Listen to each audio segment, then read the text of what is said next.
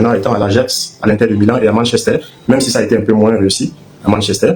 Et depuis qu'il a travaillé au sport, il montre encore qu'il a retrouvé ses moyens et qu'il est devenu un grand gardien. Mais sur le plan sportif, c'est de ce grand gardien dont je parle. Sur le plan de la qualité intrinsèque du footballeur, du gardien de but qu'il est, il n'y a rien à dire. Mais sur le plan humain, sur le plan de vivre ensemble dans un groupe, sur le plan de l'éthique sportive, au-delà de l'ontologie du professionnel de très haut niveau, André Onana a encore beaucoup à prendre. Je lui dis ça parce que je suis son grand frère, je suis quand même champion olympique, j'ai le droit de lui dire ce que je pense. Comme lui dit ce qu'il pense en tapant sec, moi aussi je vais taper sec direct. André Onana, je pense que tu as besoin d'un peu d'humilité. J'ai appris que tu es très riche et que tu gagnes beaucoup d'argent et que tu t'en fous de tous ceux qui sont passés avant toi ou les anciens lions qui sont aujourd'hui tombés, qui sont paumés, qui sont dans la mer. Et je voulais te dire que nous, on est passé par là où tu es là. Beaucoup d'entre nous, on fait mieux que toi, on gagne plus que toi. Mais 15, 20, 30 ans après, parce qu'ils n'ont pas été humbles quand ils étaient au sommet, parce qu'ils n'ont pas été reconnaissants envers ceux qui les ont aidés à être au sommet, comme toi, aujourd'hui, je trouve que, c'est mon avis personnel, hein, tu n'es pas reconnaissant par rapport à Samuel Eto'o. C'est lui qui t'a formé, c'est lui qui a fait de toi le footballeur que tu es devenu, c'est ton père sportif. Tu devrais avoir un peu de retenue, tu devrais lui devoir un peu de respect. Même s'il n'est pas parfait, Samuel Eto'o n'est pas parfait, Samuel Eto'o n'est pas le Dieu Tout-Puissant, mais quelque part, quand on a mangé dans la main de quelqu'un quelque part, quand on a eu besoin de quelqu'un dans sa vie, on peut se plaindre de la personne, comme tu as essayé quelquefois de faire maladroitement, tu as essayé parfois de lui faire comprendre que tu n'es pas content, tu as toujours été maladroit à mon avis. Donc, dis qui prend la faute pour régler les comptes, tu nous dévoiles aujourd'hui que tu as un problème personnel très profond, très ancré, donc je ne sais pas comment on va résoudre ce problème. Les amis, bonsoir. Avant de vous laisser écouter l'intervention de Serge Branco Onana qui réagit par rapport à la sortie d'André Onana, il a tapé sec. Avant de vous laisser écouter cela jusqu'à la fin, j'aimerais me pencher sur 2-3 petites actualités. Commençons par ce post de Prissy, le talk de Prissy. Sur sa page Facebook, elle nous informe que le FC Barcelone cherche un numéro 9 et Kofan est en pole position. Eto'o consulté. Ça, c'est ce qu'elle nous fait savoir. Le premier sur la liste, nous apprend-elle, sur la liste des dirigeants du FC Barcelone, c'est l'attaquant camerounais Kofan. Il est en pole position pour remplacer Lewandowski, Robert Lewandowski, qui aura 38 ans le 21 août prochain. Laporta, c'est-à-dire le président du FC Barcelone, Laporta qui vient d'être réélu, veut refaire le coup Samuel Eto'o. Il a chargé le directeur sportif Deco, qui est d'ailleurs l'ex-coéquipier de Samuel Eto'o, de bâtir un groupe de jeunes qui vont grandir et évoluer ensemble autour de Lamine Yamal. Et selon les informations qu'elle dispose, il y a eu des contacts entre l'entourage du joueur et Deco.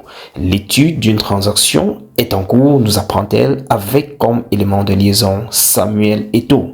Vivement que cela se passe, hein, les amis. Ce sera toujours une très très bonne chose. Le FC Barcelone a des jeunes talents actuellement et je pense qu'il pourra aussi très bien évoluer de ce côté-là. Le football allemand n'est pas toujours le tic-au-tac, du moins c'est pas toujours vif comme ce que nous voyons en Espagne, ce que nous voyons en Angleterre, ou d'ailleurs en Angleterre, hein, c'est un peu plus voilà, physique. Je dirais que l'Espagne ne serait pas une mauvaise destination pour lui. En tout cas les amis, on reviendra sur ceci si jamais il y a d'autres updates au courant de la semaine. C'est en tout cas ce qu'elle nous fait savoir.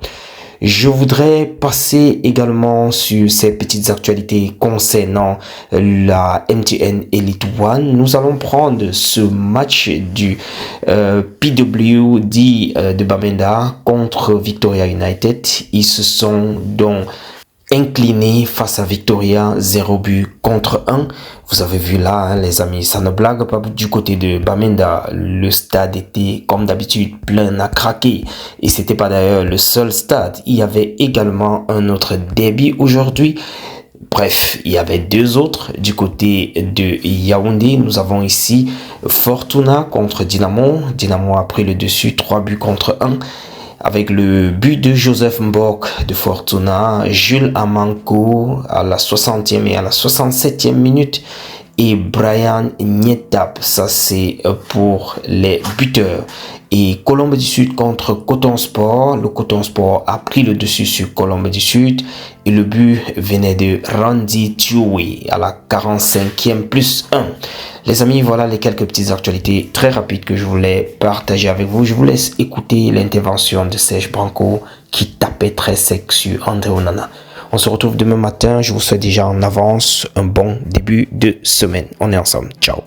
Cette vidéo aujourd'hui, c'est pour faire allusion à la sortie de André Onana, notre grand gardien international, dont on ne présente plus, qui a déjà fait ses preuves, qui est une star planétaire, qui est pour moi même le meilleur gardien africain des 10 dernières années. André Onana a fait une sortie où il a tapé sec. Il a tiré sur le président de l'Africa Foot, le Dr Samuel Eto'o. Il a dit ceci, si mes propos sont exacts, il a un problème avec quelqu'un qui utilise l'Africa Foot pour régler ses comptes avec des gens. Donc, on en a été clair, il s'est dévoilé enfin. Par le passé, on a souvent appris ses proches dire qu'il reproche aussi au président de l'Africa Foot. J'ai souvent fait des sorties où je vous ai dit ici, c'est un couac qu'il y avait eu entre André Onana, le président de l'Africa Foot, le Dr Samuel Eto'o. Je pense que c'est comme on fait son lit, c'est comme ça qu'on se couche. Et André Onana, dès le départ, malgré son talent, car il a fait ses preuves, il nous a prouvé au Cameroun et même sur le plan international, dans les championnats étant à l'Ajax, à l'Inter de Milan et à Manchester, même si ça a été un peu moins réussi à Manchester. Et depuis qu'il a travaillé au sport, il montre encore qu'il a retrouvé ses moyens et qu'il est devenu un grand gardien. Mais sur le plan sportif, c'est de ce grand gardien dont je parle. Sur le plan de la qualité intrinsèque du footballeur, du gardien de but qu'il est, il n'y a rien à dire. Mais sur le plan humain, sur le plan de vivre ensemble dans un groupe, sur le plan de l'éthique sportive, ou de la déontologie du professionnel de très haut niveau, André Onana a encore beaucoup à prendre. Je lui dis ça parce que je suis son grand frère, je suis quand même champion olympique, j'ai le droit de lui dire ce que je pense. Comme lui dit ce qu'il pense en tapant sec, moi aussi je vais taper sec direct. André Onana, je pense que tu as besoin d'un peu d'humilité. J'ai appris que tu es très riche et que tu gagnes beaucoup d'argent et que tu t'en fous de tous ceux qui sont passés avant toi ou les anciens lions qui sont aujourd'hui tombés, qui sont paumés, qui sont dans la mer. Et je voulais te dire que nous, on est passé par là où tu es là. Beaucoup entre nous, on fait mieux que toi, on gagne plus que toi. Mais 15, 20, 30 ans après, parce qu'ils n'ont pas été humbles quand ils étaient au sommet, parce qu'ils n'ont pas été reconnaissants envers ceux qui les a aidés à être au sommet, comme toi, aujourd'hui, je trouve que, c'est mon avis personnel, hein, tu n'es pas reconnaissant par rapport à Samuel Eto'o.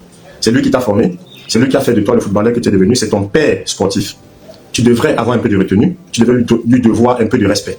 Même s'il n'est pas parfait, Samuel Eto'o n'est pas parfait, Samuel Eto'o n'est pas le Dieu Tout-Puissant, mais quelque part, quand on a mangé dans la main de quelqu'un quelque part, quand on a eu besoin de quelqu'un dans sa vie, on peut se plaindre de la personne, comme tu as essayé quelquefois de faire maladroitement, tu as essayé parfois de lui faire comprendre que tu n'es pas content, tu as toujours été maladroit à mon avis.